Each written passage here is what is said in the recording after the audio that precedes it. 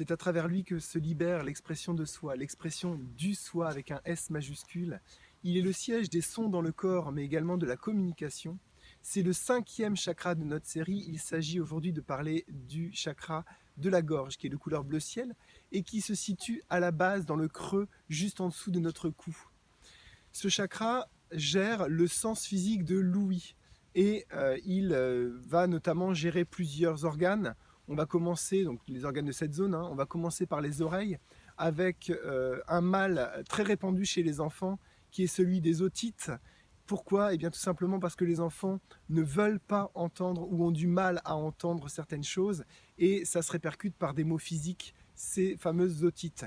Chez les enfants, c'est assez répandu, puisqu'on est souvent en train de les cadrer et quelque part de les limiter dans l'expression de leur soi véritable. Autre organe également géré par ce chakra, la gorge. Et là encore, quand on reçoit quelque chose de difficile, ça nous reste en travers de la gorge. On peut également refuser sur le moment de répondre à ce genre de choses avec les mâchoires qui sont gérées également par ce chakra et l'expression « serrer les dents ». Ce chakra gère également la trachée et la nuque. Il permet en tout cas l'extériorisation de notre monde intérieur, l'extériorisation de nos sentiments, de nos vérités, et il est l'intermédiaire quelque part entre la pensée et l'action. Pourquoi? Eh bien parce que c'est la parole, et quand on a envie de manifester quelque chose dans le concret, dans le physique, on va d'abord recevoir une idée, puis on va la verbaliser, soit oralement, soit par l'écriture, puis enfin on va passer à l'acte. C'est le schéma classique de la manifestation dans le physique.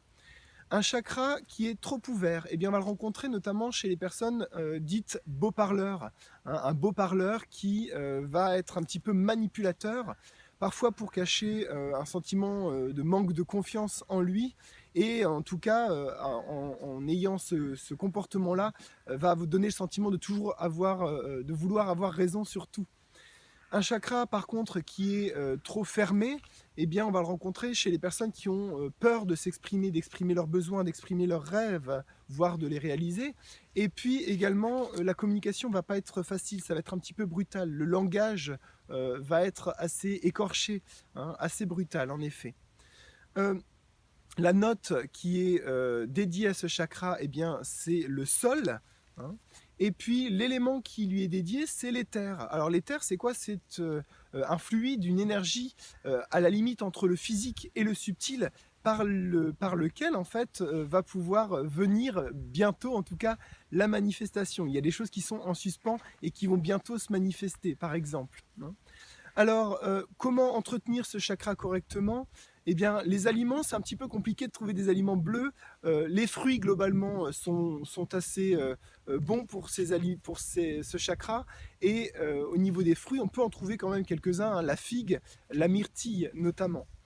Sinon, on peut s'exprimer, on peut dire la vérité, exprimer les non-dits, exprimer ses émotions. N'hésitez pas à verbaliser immédiatement quand quelque chose ne vous convient pas, mais toujours avec les mots justes, avoir les mots justes. Eh bien, voilà, exprimez-vous en ayant les mots justes envers la personne pour libérer des choses, mais également pour que la personne les entende correctement de son côté.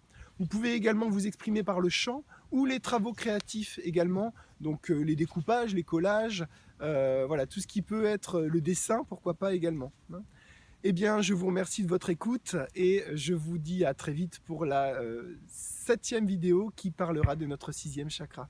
Merci.